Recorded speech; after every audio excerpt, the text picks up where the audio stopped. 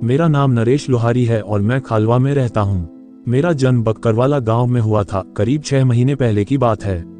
मेरी नौकरी छूट गई थी और मेरे पास खाने पीने के पैसे भी नहीं बचे थे। हालत इतनी बुरी थी कि कई जगह से उधार लेकर खाने पीने का खर्चा चलाना पड़ रहा था। उन दिनों कुछ भी करके मैं पैसे कमाने के लिए तैयार था। पैसों की तंगी की वजह से मैं इतना डिप्रेस था कि सही गलत का फर्क भी मिट चुका था। अपनी उस कंगाली के दौर में एक बार मौत के मुंह में मैं जा पहुंचा था। दोस्तों, करीब 6 महीने पहले की बात है। मेरा पड़ोसी रोशन मेरे घर आया। उसने मुझसे कहा कि यार पैसे कमाने का एक आइडिया है। मैंने कुछ भी पूछे बिना रोशन को हाँ बोल दिया। मैंने उससे कहा कि काम कुछ भी हो, पैसे मिलने चाहिए। अच्छाई बुराई भाड़ में जाए, पेट में आग लगती है तो रोटी से ही आग बुझती है, आदर्शों से नहीं। उस समय शायद मेरा दिमाग खराब था। रोशन ने कहा कि आज रात 12 बजे तैयार रहना, 3 घंटे का काम है और 4000 रुपये मिलेंगे, आधे तेरे और आधे मेरे। मैंने डील डन कर दी। उस रात रोशन रिक्शा लेकर ठीक 11:30 बजे को मेरे घर पर पहुंच गया। मैं भी कुछ भी सोचे बिना उसकी रिक्शा में सवार हो गया। मैंने देखा कि रिक्शा में फावड़ा, कुल्हाड़ी और अन्य खुदाई के औजार थे। मैंने हंसते हुए रोशन को बोला कि भाई किसी का खून तो नहीं करने जाना है। उस पर रोशन ने जवाब दिया कि नहीं रे, चिंता मत कर, मैं हूं ना, कोई लफड़ा नहीं होने वाला है, अपने को तो केवल पैसे से मतलब है। मैंने भी सोचा कि काम कुछ भी हो, मुझे तो पैसे की बहुत ही ज्यादा जरूरत है, इसलिए मुझे पैसे के लिए कुछ भी करना पड़े तो मैं करने को तैयार हूँ। थोड़ी ही देर में रोशन ने रिक्शा एक कब्रिस्तान के पास रोक दिया।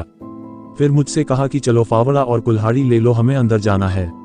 अब मेरे को समझ में नहीं आ रहा था।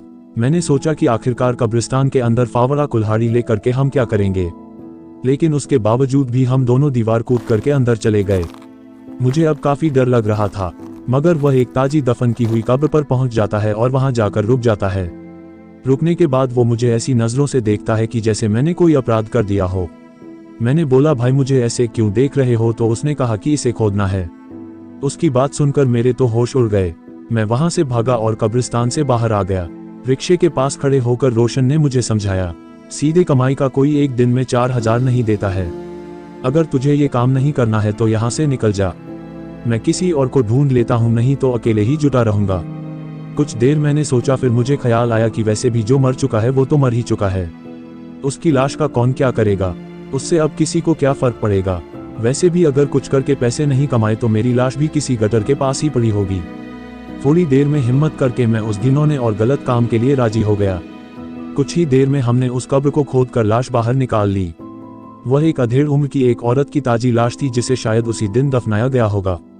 उस लाश की बदबू सिर फाड़ देने वाली थी। हमने जैसे तैसे करके उसे रिक्शे में डाला और खाली कब्र मिट्टी से ढक डाली। उसके बाद जल्दी जल्दी दोनों भागकर रिक्शा की ओर आए। रिक्शा के अंदर देखा तो हमारी जान ही निकल गई। वहां रिक्शा से लाश गायब थी। यह अजीब घटना देखकर मेरे तो रोंगटे खड़े हो गए। मैंने रोशन को बोला कि यार भाग चलते हैं। रोशन भी बोला हाँ यार, ये तो कुछ भूत प्रेत का मामला लगता है। हम दोनों फौरन उस जगह से भागने लगे। रोशन ने फौरन रिक्शा चालू करना शुरू किया, पर उसका रिक्शा चालू हो तब तो हम वहां से भागे। अचानक हमारी नजर कब्रिस्तान की ओर गई। हमने देखा कि वह मुर्दा औरत अपने कब्र पर बैठी थी और हमारी ओर देखे जा रही थी। अंधेरे में साफ तो नहीं दिख रहा था, पर पक्का अंदाजा था कि वहां पर वही मिट्टी से लाल कपड़ों वाली औरत थी जिसे हमने खोदकर निकाला था।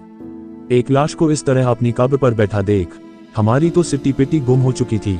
हमारी तो हालत खराब हो गई थी। हम दोनों ने रिक्शा छोड़ा और वहां से भाग निकले, और सुबह उजाला होते ही जब हम वहां पहुंचे तो हमें सब सामान्य दिखा और हम रिक्शा वहां से खींचकर वापस ले आए।